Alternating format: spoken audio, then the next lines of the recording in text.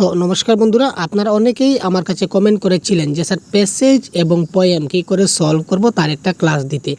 তো আজকে আমি আপনার জন্য যে ক্লাসটা নিয়ে এসেছি এটা শুধুমাত্র প্যাসেজ এবং পোয়েমের উপরে হবে। এখানে আমরা দুটা প্যাসেজ এবং দুটা পোয়েম অর্থাৎ দুটা গদ্যাংশ এবং দুটা কবিতার অংশ থেকে আমরা প্রশ্ন আলোচনা করব। এবং আপনারা জানেন যে বিগত বছরের প্রশ্নে বা আপনাদের যে আপকামিং এক্সাম হবে এখানে আপনাদের প্যাসেজ এবং কবিতা থেকে 15 মার্ক আপনাদের 100% আসবেই আসবে। তো চলুন কথা না বাড়িয়ে আমরা আজকে প্রিভিয়াস ইয়ার কোয়েশ্চন সম্পূর্ণ অ্যানালাইজ করব আপনাদের সম্মুখে। যে প্রিভিয়াস ইয়ার কোয়েশ্চনে যে প্রশ্নগুলো এসেছিল সেগুলো আপনাদের দেখিয়ে দেব এবং সেগুলি থেকে আনসার কি করে বের করতে হয় সবগুলি আনসার আমরা এক এক করে আপনাদের সামনে যে আপনারা দেখতে পাচ্ছেন আপনাদের সম্মুখে আমরা সেই যে প্রশ্নপত্র রয়েছে প্রশ্ন থেকে আমরা সেই আনসারগুলো খুঁজে খুঁজে আমরা খুব ইজিলি বার করার চেষ্টা করব এবং কারেক্ট আনসার কী হয় আপনাদেরকে দেখিয়ে দেওয়ার চেষ্টা করব। তো চলুন দেরি না করে খুব তাড়াতাড়ি আমরা মূল প্রশ্নে চলে যাই। শেষ পর্যন্ত দেখতে থাকবেন, অবশ্যই আপনারা প্যাসেজ এবং কবিতা থেকে ভালো নম্বর একটা পাবেন, সেটা 100% কনফার্ম। আপনারা সাথে আছেন তো ভাই? আপনার সাথে থাকুন, বেশি সময় লাগবে না, খুব তাড়াতাড়ি শেষ করার চেষ্টা করব। ঠিক আছে, দেখুন এখানে দেখুন 106। আমরা প্রথমেই প্যাসেজটা পড়তে যাব না, প্যাসেজটা পড়লে কিন্তু আপনারা গন্ডগোল করবেন। প্যাসেজ আপনি পড়লে সময় গন্ডগোল নয়, গন্ডগোল বললে ভুল বলবো, আপনি সময়কে নষ্ট করবেন, সময়কে বাঁচাতে শিখতে হবে। প্রাচীনকালে গদ্যাংশটি প্রাচীন যুগের কয়টি আশ্রমের কথা উল্লেখ আছে? একটা, দুইটা, তিনটা না চারটা? এখানে প্রাচীন যুগে কয়টা আশ্রম বলা হয়েছে দেখুন। কে বলেছে এখানে, কে বলেছে দেখুন,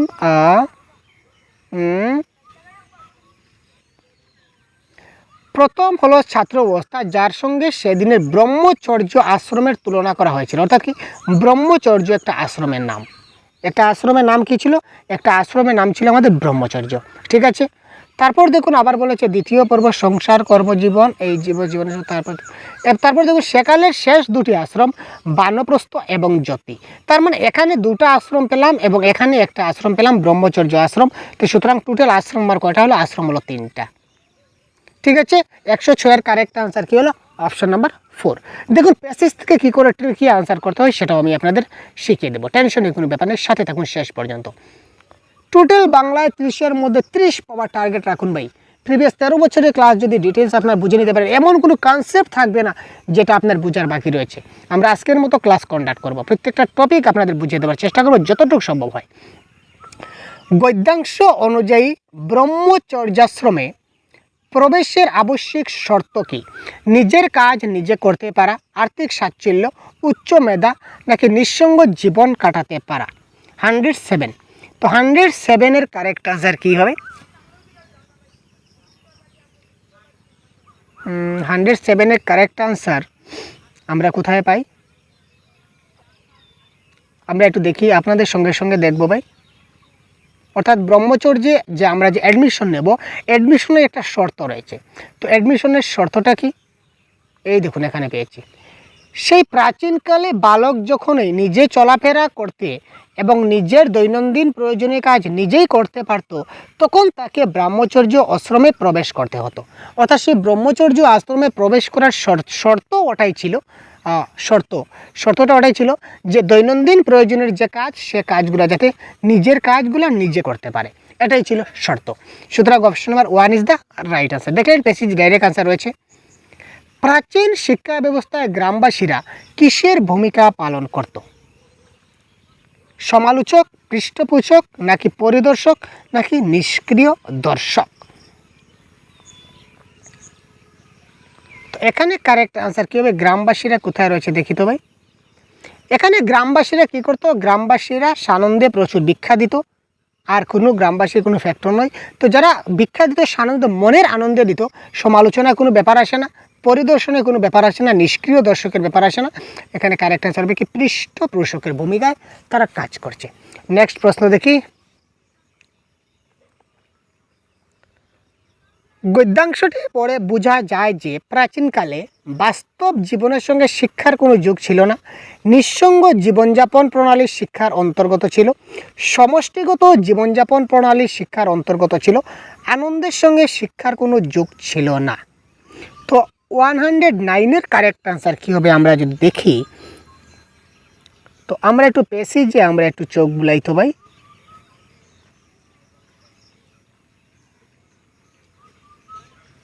এখানে কে দিয়েছে দেখুন, শিক্ষার্থী ব্রহ্মচারী গুরুদেবের পরিবারের একজন সদস্য হয়ে যেতেন। আচার্য, আচার্যানী এবং শিষ্যরা সবাই একসঙ্গে অভাব প্রাচুর্য সুখ দুঃখ সমভাবে বরণ করতেন। শুধু শিক্ষার্থীর পঠন পাঠন নয়, তার ভরণ পোষণের দায়িত্ব গুরুকে গ্রহণ করতেন। অর্থাৎ কি, সবাই মিলে একসঙ্গে তারা জীবনযাপন করত।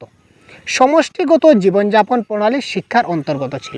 সবাই একসঙ্গে, গুরু শিষ্য আচার্য আচার্যানী সবাই একসঙ্গে তারা জীবনযাপন সেখানে করত। ঠিক আছে, একজনের সুখ দুঃখ আরেকজনে ভাগ করে নিত। সবাই একসঙ্গে সমষ্টিগত জীবনযাপন প্রণালী এখানে উল্লেখযোগ্য ছিল। তারপর দেখুন, উদ্ধৃত গদ্যাংশটিতে কোন শব্দটির স্ত্রীলিঙ্গের উল্লেখ নাই? শিষ্য, আচার্য, গুরু না পিতা? এই ক্ষেত্রে আমরা একটু দেখি তো।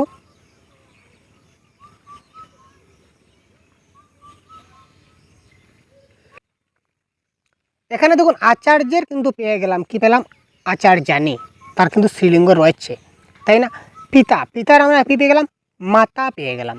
ঠিক আছে, তারপর আর কে রয়েছে ভাই? গুরু। এই দেখুন গুরু পেয়ে গেলাম, গুরুর কি গুরু পত্নী পেয়ে গেলাম, তাই না? তো এখানে দেখুন আচার্য পেলাম, গুরু পেলাম, পিতা পেলাম, শুধুমাত্র শিষ্যের স্ত্রীলিঙ্গ এখানে নাই। আমরা তিনটে পেয়ে গেছি, তার মানে একটা থাকবে না, এটা খোঁজার কোনো প্রয়োজন নাই। সুতরাং option number 1 is the right answer. সবাই একসঙ্গে অভাব প্রাচুর্য সুখ দুঃখ সুখ সমভাবে বরণ করতেন। এখানে অভাব প্রাচুর্য বলতে কি বোঝায়? সবাই একসঙ্গে সুখ দুঃখ অভাব প্রাচুর্য সব কিছু তারা কী করতো? একসঙ্গে বরণ করতো। তো এখানে সুখ দুঃখ মানে কি? সুখ এবং দুঃখ। অভাব প্রাচুর্য মানে কি? অভাব মানে কি? অভাব মানে নাই, প্রাচুর্য মানে কি? অনেক। তো এই সবগুলা অভাব এবং প্রাচুর্য, অভাব অপ্রাচুর্য হবে দুইটা। দুঃখ এবং সুখ, যদি সুখ দুঃখ হয় তাহলে অভাব এবং প্রাচুর্য হবে। ঠিক আছে ভাই, সুতরাং এখানে option number 2 is the correct answer. গ্রামবাসীরা সানন্দে প্রচুর ভিক্ষা করত, তার কারণ কি? গ্রামবাসীরা সবাই বিত্তবান ছিল, গ্রামবাসীরা সবাই কি ছিল? ধনী ছিল। 112 নম্বরে বলেছে। আর বলেছে গ্রামবাসীরা একে পুণ্য কর্ম বলে মনে করত। তো এবার আমরা একটু প্যাসেজে যাই, প্যাসেজে গেলে আমরা দেখব। এই দেখুন, গ্রামবাসীরা সানন্দে প্রচুর ভিক্ষা দিত, ভিক্ষা করে যা পাইতো সেটা গুরুপত্নীর ভাণ্ডারে সঞ্চিত হইতো। তাছাড়া বিত্তবানেরা এবং প্রাক্তন শিক্ষার্থীরা গুরুর আশ্রমে সাহায্য পাঠাতেন। সবাই এই দানকে পুণ্য কর্ম বলে মেনে নিতেন। ঠিক আছে, এখানে দেখুন একটা কথা বলেছে, তাছাড়াও বিত্তবানেরাও দিত, প্রাক্তন ছাত্ররাও দিত। তার মানে গ্রামের সবাই যে বিত্তবান সেটা কোনো কথা নয়, কিন্তু সবাই এটাকে পুণ্য কর্ম বলে দাবি করতো বা মানত। এখানে দেখুন গ্রামের সবাই বিত্তবান ছিল, এটা ক্যান্সার, এটা ভুল। আর গ্রামবাসীরা একে পুণ্য কর্ম বলে করতো, এটা শুদ্ধ। তো এখানে বলেছে এ এবং বি দুটাই তো ভুল নয়। এখানে বলেছে এ ভুল কিন্তু বি ঠিক, অর্থাৎ yes, option number 2 is the correct. 1 নম্বর ভুল এবং 2 নম্বরটা শুদ্ধ। এই বর্ণনা অনুযায়ী সেকালের ছাত্র অবস্থা ছিল কি ধরনের ছিল? 113 নম্বর প্রশ্নে কি বলেছে দেখুন,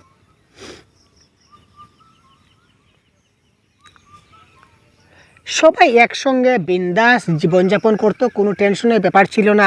গুরু সব শিষ্যদের শিখাবার ভার নিতেন, খাওয়া পরসার ভার নিতেন। তারপর শিষ্যরাও কিছুটা ভিক্ষা করে এনে গুরুপত্নীরা দিত। অর্থাৎ কি সহজ সরল ছিল। ঠিক আছে, তারপর ব্যাকরণের একটি প্রশ্ন দেখি, নিম্নলিখিত কোন পদটি কর্ম তৎপুরুষ সমাসের দৃষ্টান্ত? এটা কারেক্ট আনসার কি? তাড়াতাড়ি কমেন্ট বক্সে জানান তো। কর্ম তৎপুরুষ সমাসের উদাহরণ কোনটি? কোয়েশ্চন নম্বর 111-4।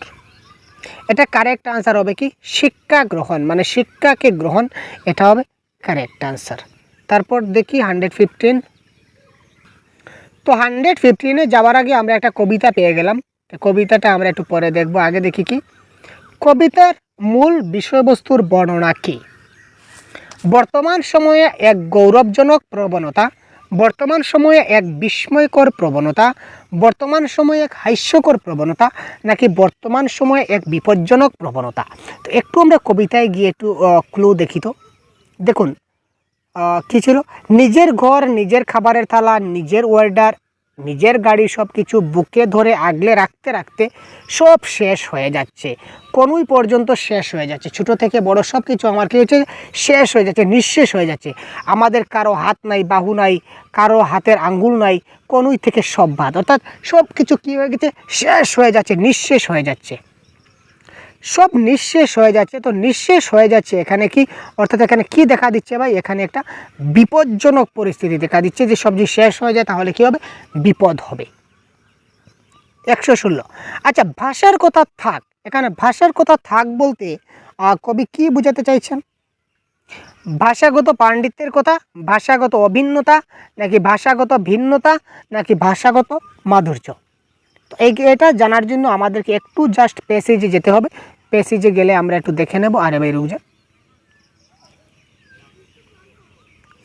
ভাষার কথা থাক, এসব ভাবের কথা বলি, হাজার রকমের ভাষা, অর্থাৎ কি এখানে কি রয়েছে, হাজার রকমের ভাষা রয়েছে, ভাষাগত বিভিন্নতা রয়েছে, ঠিক আছে, ভাষাগত বিভিন্নতা, ভাষার কথা থাক, এসব ভাবের কথা বলি, হাজার রকমের কথা, হাজার রকমের ভাষা, এখানে ভাষাটা অনেক রকমের ভাষা আছে, তার মানে কি ভাষাগত বিভিন্নতার কথা তিনি বলেছেন। তো ভাষাগত বিভিন্নতা কোথায় রয়েছে দেখি, এই দেখুন, ভাষাগত বিভিন্নতার কথা থাক, সুতরাং option number 3 is the right answer. আশা করি বুঝতে পারছেন। তারপর দেখুন, পৈতে এবং তসবি শব্দ দুটি কিসের দোহনা বহন করছে? ধর্মাচারগত চমৎকারিত্ব, নাকি ধর্মচারগতিত পার্থক্য, নাকি ধর্মাচারগতিত ঐক্যের, নাকি ধর্মাচারগত পবিত্রতার? এই ক্ষেত্রে 117-এর কারেক্ট আনসার কী হবে? এখানে একটু প্যাসেজে যাই, এই দেখুন কি বলে, আমি পৈতি দেখালাম তুমি তসবি দেখালে, আমি ত্রিশূল দেখালাম তুমি চাপাতি দেখালে। অর্থাৎ কি এখানে দুটি ধর্মের কথা বলা হয়েছে, একটি ধর্মে যদি পৈতাকে গুরুত্ব দেওয়া হয় তো আরেকটি ধর্মে তসবিকে গুরুত্ব দেওয়া হয়, সেম জিনিস কিন্তু তার নাম আলাদা ধর্মগত দিক দিয়ে, তাই না? তো সুতরাং এখানে এই ক্ষেত্রে কারেক্ট অ্যান্সার আমাদের কী হয়ে যাবে, ধর্মাচারগত পার্থক্য। ঠিক আছে, দুটি ধর্মের কথা বলা হয়েছে, সুতরাং 117 নম্বর প্রশ্নের আনসার হবে অপশন নাম্বার 2।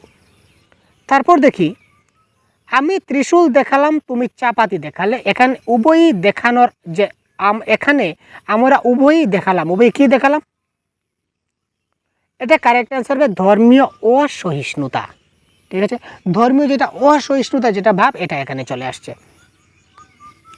কবিতাটিতে কনুইয়ের ভূমিকা, অর্থাৎ কি সব কিছু শেষ হয়ে যাচ্ছে, কনুই থেকে সব কিছু শেষ, আমরা আগে দেখেছিলাম কনুই থেকে সব কিছু শেষ, তো কনুইয়ের ভূমিকা কি, পারস্পরিক বিচ্ছিন্নতা সৃষ্টিকারী। ইয়েস, 100% বিচ্ছিন্নতা সৃষ্টিকারী, অর্থাৎ কনুই থেকে সব কিছু শেষ হয়ে যাচ্ছে, তো তার মানে এখানে কি হচ্ছে, বিশৃঙ্খলা সৃষ্টি করছে। তারপর দেখি, বলইয়া শব্দের অর্থ কি? এটা বলুন তো ভাই, ভুল বলইয়া শব্দের অর্থ কি? কোয়েশ্চেন নাম্বার 120, গোলক ধাম, ভুল পথ, নাকি কাঁচা রাস্তা, নাকি গোলক ধাঁধা? এই ক্ষেত্রে কারেক্ট আনসার কী হবে, এক্ষেত্রে কারেক্ট আনসার হবে কি, গোলক ধাঁধা। ঠিক আছে, দেখতে পাচ্ছেন। তো তার শোন, তো এই প্রিভিয়াস ইয়ার কোয়েশ্চনটি আমি সবার আগে জানিয়ে দিই, এটা হচ্ছে 2021-এর যে জানুয়ারি মাসে যে সিটেট পরীক্ষা হয়েছিল তার পেপার 2, ইয়েস আপনারা ঠিক শুনছেন, পেপার 2 এর কোয়েশ্চন পেপার। তো পেপার 2 পেপার 1 সে যাই হোক না কেন, সেটা সবগুলো সিলেবাস প্রায় সমান থাকে, আপনারা সবাই জানেন। তো এটা হচ্ছে 2021-এর পেপার 2 এর জানুয়ারি মাসের কোয়েশ্চন পেপার আমার হাতে রয়েছে। তো এখানে আমরা দেখতে পাচ্ছি একটা প্যাসেজ রয়েছে, ঠিক আছে, একটা প্যাসেজ রয়েছে। তো এই প্যাসেজ থেকে কি করে কারেক্ট আনসার করতে হয়, অর্থাৎ একটা প্যাসেজ থেকে কি করে কারেক্ট আনসার করতে হয় সেটা আমরা প্রথমে শিখব, তারপর আমরা কবিতা একটা দেখব, তারপর আমরা প্যাডাগজির যে 15 মার্কস থাকে সম্পূর্ণ, অর্থাৎ সম্পূর্ণ এই প্রশ্নপত্রে যে 30 মার্কস আসছে এই সবগুলো আমরা আজকে কভার করব, একদম সাথে থাকুন। তো সবার প্রথমে আমরা যাই কোয়েশ্চন নাম্বার 91। প্রথমে আমরা কোয়েশ্চনে যাব, প্যাসেজ আমরা প্রথমে পড়ব না, প্যাসেজ পড়ে সময় নষ্ট করব না। নেওড়া ভ্যালির জঙ্গলে কয়টি প্রজাতির বিড়াল গোত্রের প্রাণী বাস করে? প্রশ্নটা দেখলাম কি, নেওড়া ভ্যালির জঙ্গলে কয়টি প্রজাতির বিড়াল গোত্রের প্রাণী বাস করে। জেনারেল একটা আইডিয়া, যেটা 100% বলা যায় না, কিছুটা আইডিয়া যেটা বলতে পারি সেটা হচ্ছে, প্রথম যেটা প্রশ্ন সেটা প্রথম প্যারাগ্রাফে থাকে না, সেটা 2 নম্বর কিংবা 3 নম্বর প্যারাগ্রাফে থাকে। ইটস জেনারেল আইডিয়া আর কি, মানে সবসময় যে তা 100% কারেক্ট হবে তা নয়। তো প্রথমে আমরা প্রেফার দেব 2 নম্বর বা 3 নম্বর প্যারাগ্রাফে। এখানে দেখুন কোথাও এই ধরনের কোনো কিছু আছে নাকি না, এই দেখুন পেয়ে গেছি। নামডাফা অরণ্যের পর নেওড়াবেলি হচ্ছে দ্বিতীয় অরণ্য, যেখানে 7 প্রজাতির বিড়াল গোত্রের প্রাণীর দেখা মেলে? একদম হুবহু প্রশ্ন, হুবহু কারেক্ট আনসার পেয়ে গেলাম যে নেওড়াবেলির জঙ্গলে কয় প্রজাতির বিড়াল দেখা যায় ভাই? 7 প্রজাতির বিড়াল দেখা যায়। সুতরাং 7 প্রজাতি ইজ দ্য অপশন নাম্বার 4। তো option number 4 is the right answer. ঠিক আছে, তারপর দেখি মালিঙ্গা বন বাঘের পক্ষে শিকারের জন্য সুবিধাজনক নয় কেন? একটা বন আছে, বনের নাম একটা জঙ্গল, একটা ঘন জঙ্গল, ঘন জঙ্গলের নাম হচ্ছে মালিঙ্গা জঙ্গল। সেই মালিঙ্গা জঙ্গলটা বাঘের পক্ষে শিকারের জন্য সুবিধা নয় কেন সেটা বলতে হবে। অপশনগুলো আমরা একবার দেখি। গভীর বাঁশবনটি বাঘের অবাধ বিচরণের যে সুবিধা নয়, তার মানে কি? তার মানে যে এই যে জঙ্গল যে রয়েছে, এই জঙ্গলে গভীর বাঁশবন রয়েছে, অনেক বেশি বাঁশবন থাকার ফলে যে বাঘগুলা মানে যেদিকে ইচ্ছা সেদিকে তারা বিচরণ করতে পারে না, যার ফলে তারা শিকার করতে পারে না। নাম্বার 2, এই বনটিতে শিকার পাওয়া যায় না। নাম্বার 3, জঙ্গল গভীর হওয়ায় অন্ধকারে বাঘ ভালো দেখতে পায় না। নাম্বার 4, জঙ্গলটি জলে ডুবা, তাই শিকার থাকলেও বাঘ ধরতে পারে না। তো অ্যাকর্ডিং টু দিস অপশন আমরা প্যাসেজে যাব। প্যাসেজে গিয়ে আমরা একটু হালকা চোখ বোলাবো। এখানে দেখুন হাজার হাজার মালিঙ্গা বাঁশের বন নিয়ে কিছুটা চিন্তিত বিশেষজ্ঞ মহল। হাজার হাজার বছর ধরে গজিয়ে ওঠা বাঁশের গভীর এই বন বাঘের অবাধ বিচরণের পক্ষে সুবিধা নয়। গভীর বাঁশবনের শিকার লুকিয়ে পড়লে বাঘের আর কিছু করার থাকে না। তার মানে এখানে বাঘ শিকার করতে পারে না, বাঘের শিকারের পক্ষে সেটা সুবিধাজনক নয়। কেন? কারণ কি গভীর বাঁশবনের মধ্যে যদি শিকারটা লুকিয়ে থাকে তখন বাঘ আর কিছু করতে পারে না, বাঘ সেদিকে অবাধে চলাফেরা করতে পারে না। তো এই ক্ষেত্রে কারেক্ট আনসার আমাদের কোয়েশ্চন নম্বর 92 কারেক্ট আনসার দেখুন। এই ক্ষেত্রে কারেক্ট আনসার বুঝতে পারছেন কোনটি হবে? কারেক্ট আনসার হচ্ছে অপশন নম্বর 1, গভীর বাঁশবনটি বাঘের অবাধ বিচরণের জন্য সুবিধা নয়। তো প্যাসেজ থেকে আনসার বের করা অনেক সহজ ভাই। 1টি 2টি বা 5টি প্যাসেজ আপনারা নিজে থেকে নিজে সলভ করুন বা আমাদের সঙ্গে সলভ করুন, তারপর দেখবেন যে আপনি 100% কারেক্ট আনসার, যে প্যাসেজ থেকে 15 মার্ক আপনি পাবেন। কোনো ভেজাল নেই, কোনো সমস্যা নেই। শুধুমাত্র ব্যাকরণের একটা সামান্য ধারণা আপনার থাকতে হবে, তেমন বেশি না, মোটামুটি একটা ব্যাকরণের বেসিক নলেজ থাকলে আপনার হলো। এবার দেখুন চৌদাফেরি এলাকায় বাঘের ছবি কার ক্যামেরায় ধরা পড়েছিল? রবিকান্ত সিনহা, অনিমেষ বসু, অজিত রায় নাকি উজ্জ্বল ঘোষ? তো চৌদাফেরি এলাকায় বাঘের ছবি কার ক্যামেরায় ধরা পড়ে? তো এখানে কারেক্ট আনসার আমরা দেখি কোথায় রয়েছে। আচ্ছা, এবার এখান থেকে একটু চোখ বুলাই তো দেখি। ফের মালিঙ্গা বাঁশবনে দেখা মিলল শার্দুল সম্রাটের, এবার বাঘমামার দেখা পেলেন বনকর্মী অজিত রায়। 3 ফেব্রুয়ারি সন্ধ্যে 6টার পর নেওড়াবেলির জাতীয় উদ্যানের চৌরাফেরি এলাকায় বাঘের ছবি দেখা পড়ে তার ক্যামেরায়। দেখুন চৌদাফেরি এলাকায় বাঘের ছবি ধরা পড়েছে তার ক্যামেরায়। কার ক্যামেরায়? এখানে কার কথা বলা হয়েছে? বনকর্মী বা ফরেস্ট অফিসার অজিত রায়। ঠিক আছে, বনকর্মী ফরেস্ট অফিসার অজিত রায়ের ক্যামেরায় বাঘের ছবিটা কী করেছে? ধরা পড়েছে। সুতরাং এই ক্ষেত্রে Ajit Roy is the right answer of this question, option number 3। তারপর দেখুন কোয়েশ্চন নাম্বার 94-এ কী বলেছে? নাদুস নুদুস শব্দটির বিপরীত অর্থ কোনটি? এটা একটা বাংলা ব্যাকরণের প্রশ্ন। দেখুন বিপরীত শব্দ আপনারা জানেন, তো কারেক্ট আনসার কী হয় খুব তাড়াতাড়ি আমাদের কমেন্ট বক্সে জানিয়ে দিন ভাই। কারেক্ট আনসার কী হতে পারে? রুগা পাতলা, মোটা সুটা নাকি ছোটোখাটো নাকি যুবদুবু? এক্ষেত্রে নাডুস নুডুস শব্দের বিপরীত অর্থ কি? এটা কারেক্ট আনসার কী হবে? মোটা পাতলা। 94-এর কারেক্ট আনসার কি? অপশন নাম্বার 1, রুগা পাতলা। তারপর দেখুন গভীর বাঁশবনের শিকার লুকিয়ে পড়লে বাঘের কিছু করার থাকে না। এই বাক্যটিতে গভীর বাঁশবনে কোন কারক? গভীর বাঁশবনে যদি কোনো শিকার লুকিয়ে থাকে তাহলে বাঘের কিছু করার থাকে না। এখানে গভীর বাঁশবনেটা কোন কারক? তো দেখুন কারক বিভক্তির ক্লাস যদি দেখে না থাকেন অবশ্যই দেখে নেবেন আপনারা। এখানে বলেছে কি কোথায় শিকার লুকিয়ে থাকলে বাঘের কিছু করার থাকে না? গভীর বাঁশবনে। তার মানে কোথায় দিয়ে প্রশ্ন করলাম, সুতরাং সেটা আমাদের কারেক্ট আনসার কী হয়ে যাবে? এটা কারেক্ট আনসার হয়ে যাবে কি ভাই? অধিকরণ কারক ইজ দ্য রাইট আনসার।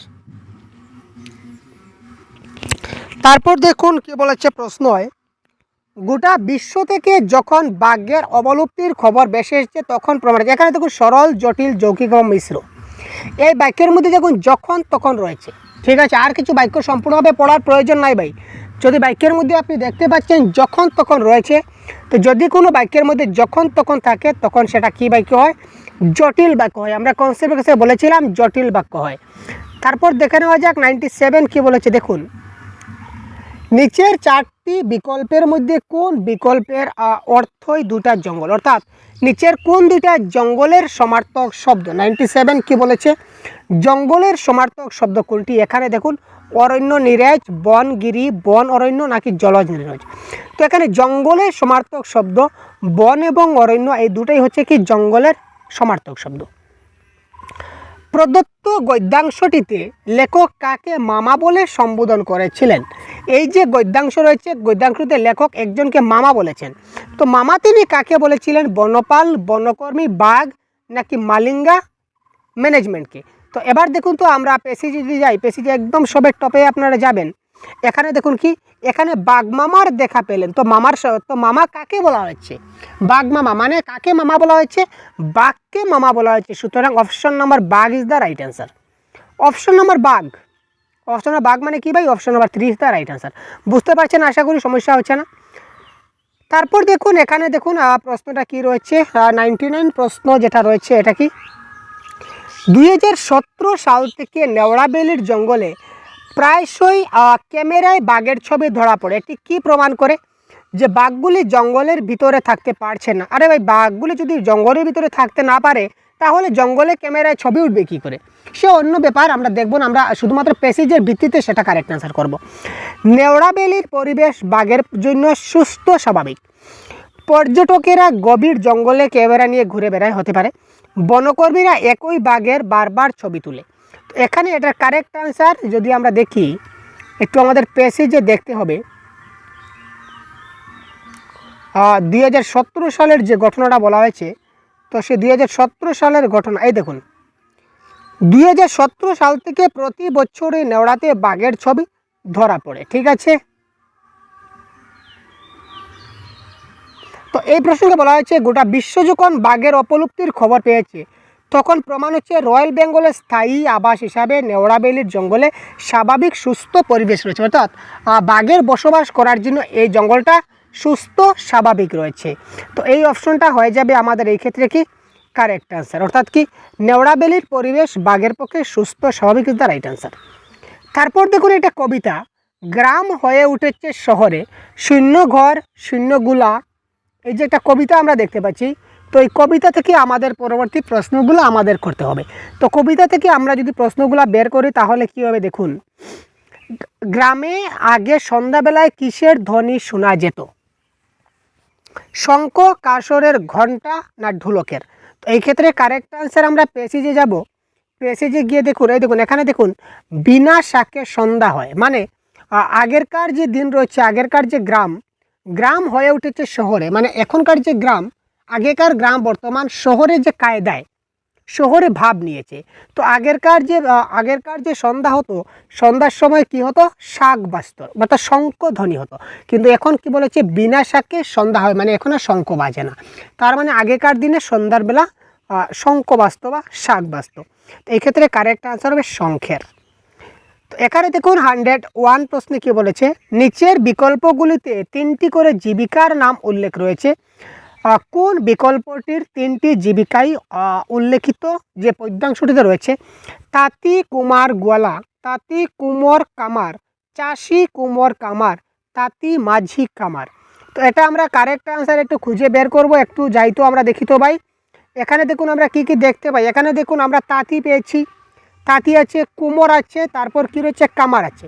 তো তাঁতি, কুমোর এবং কামার আমাদের রয়েছে। তো তাঁতি, কুমোর এবং কামার আমাদের অপশন নাম্বার 2তে রয়েছে তাঁতি, কুমোর এবং কামার। তো তাঁতি, কুমোর এবং কামার is the right answer of this question.